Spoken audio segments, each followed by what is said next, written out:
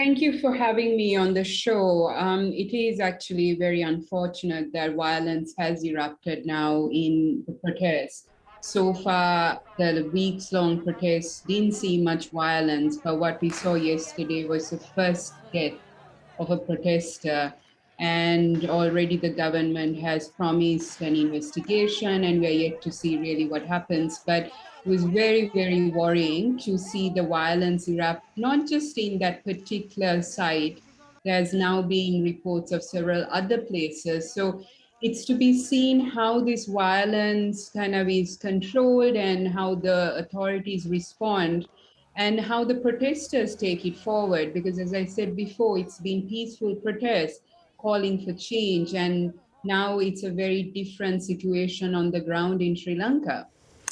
Yes, it is. And, at the same time, Gotabaya Rajapaksa has now tried to win over protesters by announcing a new cabinet.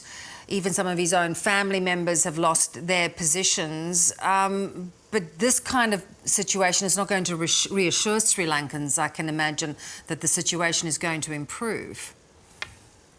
Yes, I think the government seems to be quite desperate to appease the protesters. The call has been very loud and clear for the president to go home, for the Rajapaksas to go home.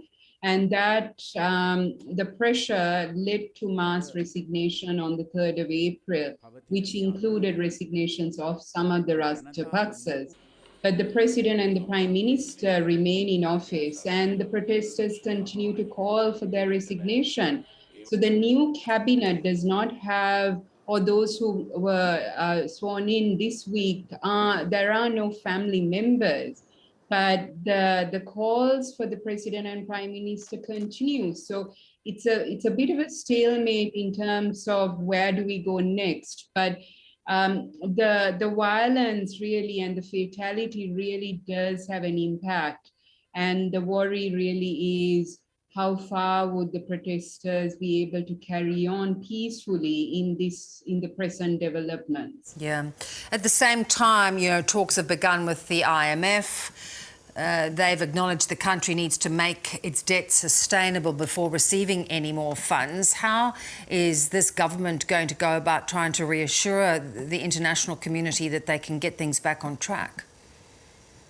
Well, this is the thing. The violence actually erupted while the government is in talks with the IMF in DC. And that also shows that while they want to project this picture that they're in control, really how in control are they in Sri Lanka? But the IMF talks also shows that deep structural reforms are needed in Sri Lanka, and we're yet to see a plan within Sri Lanka that the government has shared as to how they're going to take this forward. So it's very early days in terms of the IMF talks. But I think it's also we are in such a crisis that any international assistance to address this crisis is necessary. So, in a way, we need the assistance, but how is that going to be dealt with is the big question. And then all these violent incidences that's happening in the last 24 hours is also raising concerns. So, since we last spoke, I think we've got into a worse situation in terms of the stability of the country, but really no real long-term solutions yet unveiled by this government. Has there been much progress from the opposition players in terms of trying to come up with some sort of alternative? So we are at the moment this week, Parliament is in session. The opposition has promised they're going to bring in a no confidence motion. They're going to bring in an amendment to abolish the executive presidency. So, if these things move, I think that would also show that the opposition has some things in play, but these have yet to be presented in Parliament. So again, this seems a lot of talk by both the government and the opposition. And I think we really need to see action now, genuine action that addresses the calls of the protesters. And we haven't seen that even from the opposition. Last week, Sri Lanka temporarily defaulted on its foreign debt. basically just not having the money to pay for it, trying to focus on what's really essential in the country. What kind of repercussions do you think this could have?